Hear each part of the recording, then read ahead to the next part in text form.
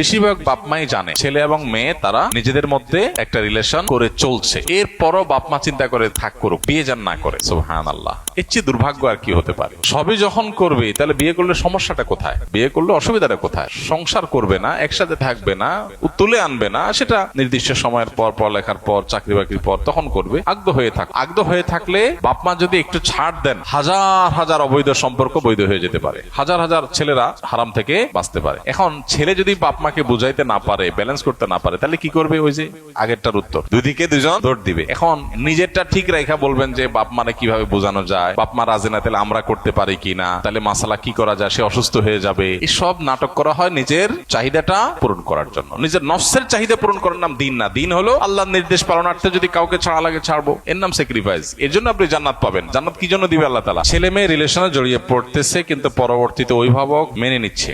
অভিভাবক চায় যে ছেলে মেয়ে লেখাপড়া শেষ করে তারপর বিয়ে করবে, কিন্তু ছেলে মেয়ে তাদের সম্পর্ক হালাল করতে চায়, তাই পড়াশোনা, তাই পিতামাতাকে না জানিয়ে অনলাইনে কবুল বললে সাক্ষী সহ, তাহলে কি তাদের সম্পর্ক হালাল হবে কিনা? ভাই, অনলাইনে কবুল বললে এভাবে বিয়ে হয় না। বিয়ে নিয়মতান্ত্রিক ভাবে দুজন সাক্ষীর উপস্থিতিতে প্রস্তাব সম্মতি থাকতে হয়। এটা হলো বিয়ে শুদ্ধ হওয়া না হওয়ার বিষয়। এবার আসেন, বাপ মা চায় পড়াশোনার শেষে বিয়ে দিবে, বিয়ে এখানেই হবে কিন্তু পড়াশোনার শেষে, আর ছেলে মেয়ে চায় এখনই হবে। কোনটা হবে? এক্ষেত্রে বাবা মার উচিত ছেলে মেয়ের চাওয়াকে অগ্রাধিকার দেওয়া, যদি কুফু বা সামঞ্জস্যতা সবকিছু মিলে যায়। মনে হয় যে না, একেবারে গাছে মাছে কাজ হচ্ছে না, আকাশে পাতালে কাজ হচ্ছে না, মোটামুটি আমাদের সাথে ম্যাচ হয়, খাপ খায়, আমরাও রাজি এখানে, কিন্তু এখন না, পড়ালেখার পরে। এই জায়গাতে বাপ মার উচিত পড়ালেখার পরে না করে পড়ালেখা চল অবস্থায় অন্তত আগদ এর ব্যবস্থা করা, উঠায় নেওয়া, সাংসারিক জীবন শুরু করা, এগুলা পরে হোক, কিন্তু আগদটা হয়ে যাক। কারণ ছেলে মেয়ে যখন হারাম সম্পর্কে জড়ায় যাবে আশঙ্কা হয়, তখন এই যে ঝুলায় রাখতেছে, ঝুলায় রেখে সব মা বাপ আল্লাহর কাছে জেনা না করে জেনাকার হয়ে যাবে। নিজে জেনা করছে না, অথচ জেনার গুনাহ তারা আমলনামাতে লেখা হবে, কারণ ছেলে মেয়েকে সেই গুনাহের দিকে ঠেলে দিয়েছে। তো এই জন্য ছেলে মেয়ে যদি ভুল পথে থাকে তাদেরকে কনভিন্স করে ফিরে আনতে হবে। আর যদি মনে হয় যে না, তারা হারামের দিকে আগায় গেছে, তাহলে সেক্ষেত্রে সেটাকে বৈধতা দেওয়ার জন্য অন্তত আগদটা করে রাখা উচিত।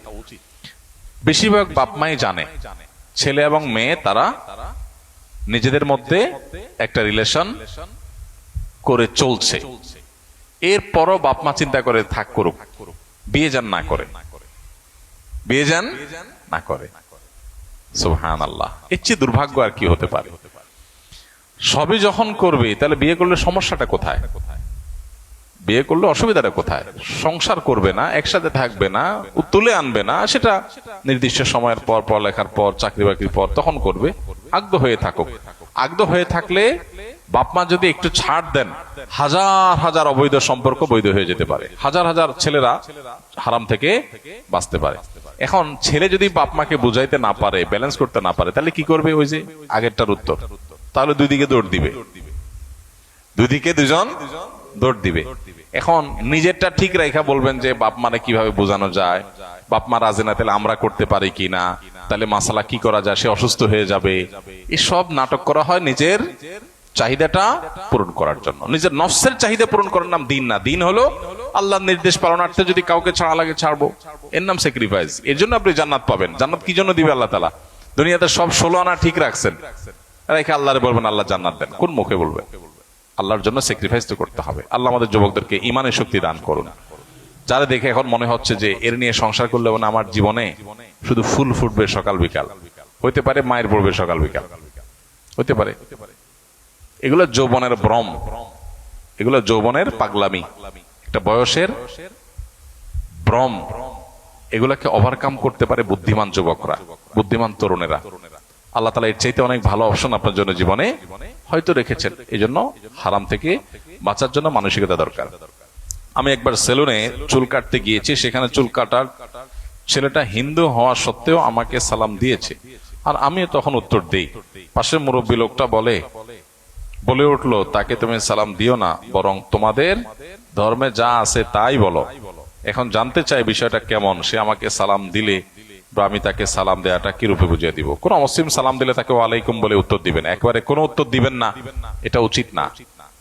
একটা সামাজিক সৌহার্দ্য এটা পরস্পরের মধ্যে থাকা গুরুত্বপূর্ণ। সেজন্য অমুসলিমরা সালাম দিলে রিপ্লাই দিবেন, ওয়া আলাইকুম বলবেন কমপক্ষে, এটা বলা সুন্নাহ নবী সাল্লাল্লাহু আলাইহি ওয়াসাল্লাম দ্বারা সাব্যস্ত আছে। আর তার ধর্মের কোনো অভিবাদন আপনাকে সে যদি জানায়, তাহলে সেক্ষেত্রে আপনি তাকে এমন কোন ভাবে রিপ্লাই দিবেন যেটাতে আসলে শরিয়া বিরোধী কিছু না হয়। রিপ্লাইতে যদি এমন কিছু বলা লাগে যেটা শিরকি হয়, তাহলে এটা বলা যাবে না। আর যদি এরকম কিছু না থাকে, তাহলে কোনোভাবে তাকে আপনি যে তার অভিবাদনের রিপ্লাই দিয়েছেন, জবাব দিয়েছেন, অ্যাকসেপ্ট করেছেন, রেসপেক্ট করেছেন, এটা তাকে কোনোভাবে বোঝাবেন, ইনশাআল্লাহ আপনি দায়মুক্ত হয়ে যাবেন। জাযাকুমুল্লাহ খাইর। সুবহানাল্লাহ ওয়া বিহামদিহি, সুবহানাকাল্লাহুম্মা ওয়া বিহামদিক।